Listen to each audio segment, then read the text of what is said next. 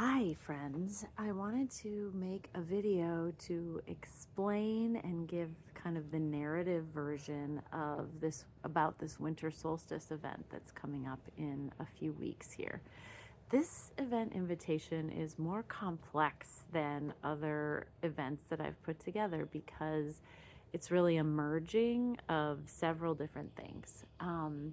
The cuddle event that is taking place on Saturday evening is an outgrowth or is an offering that is coming from this work affectionately known the queer tantra tribe, otherwise known as the Temple of Living Eros, that has been meeting on the third Saturdays of the month all year. So this is an offering from that community.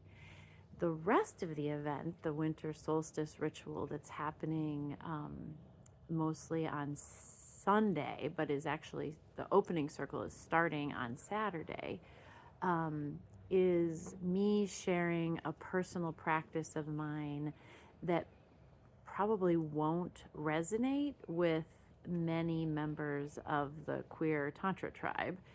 And so I'm guessing it will bring in or attract people who are specifically interested in chanting mantras around the fire.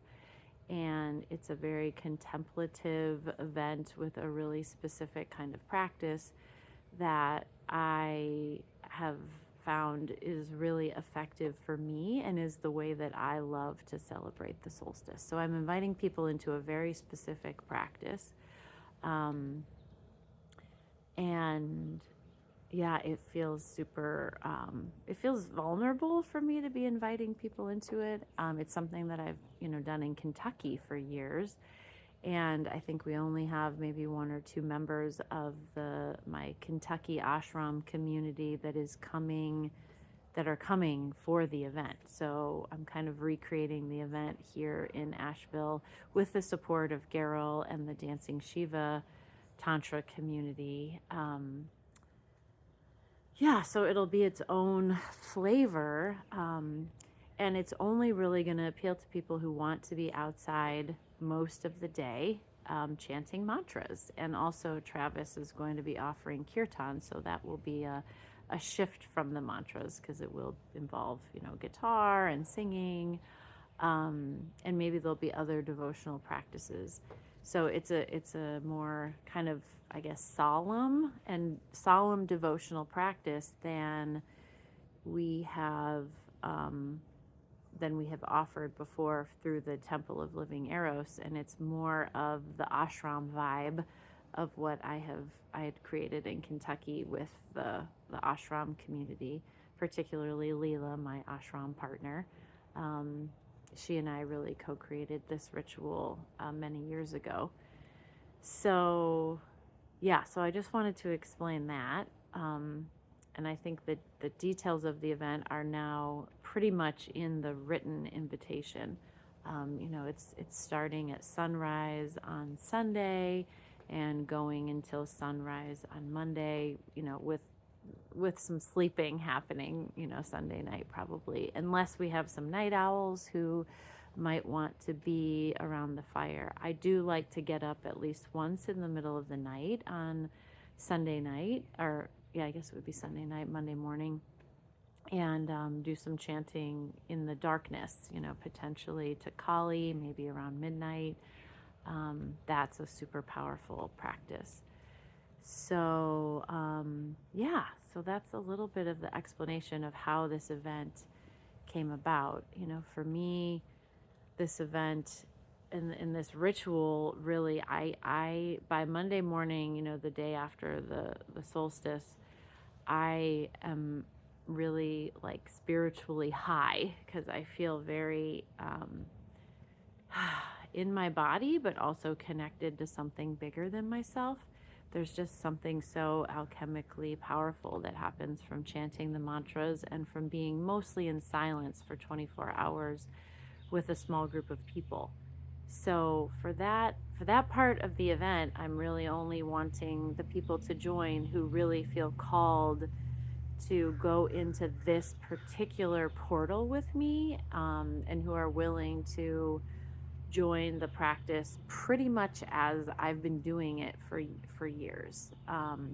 You know, we're gonna probably we'll have a circle on Saturday afternoon from 2 to 4, where we'll talk about the event itself, the way we're gonna chant the mantras, when, how many, if we're gonna add in more mantras, when Travis will do the kirtan, who's gonna tend the fire, and also we'll get an opportunity for all of us to really drop into our hearts and share from that devotional place of like what we are really wanting to honor and maybe grieve, and what our prayers are for that 24-hour solstice ritual itself.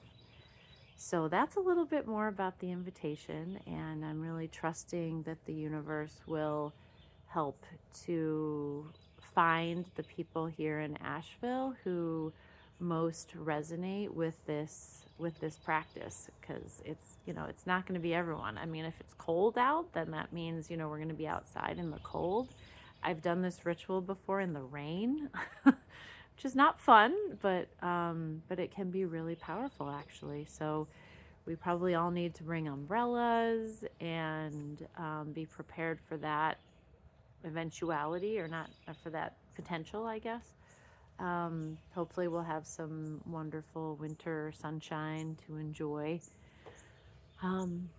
Yeah, so I welcome questions, and I also welcome you, if for those of you who do really feel called to the mantra practice and to being around the fire, to invite people who you feel like would resonate with this. There will also be plenty of opportunity for silent prayer around the fire, for written prayers, and for spoken prayers around the fire. So really the only verbal thing that's happening during the day on Sunday is prayer. We're not engaging in conversation. Yeah, so it's this really devotional space.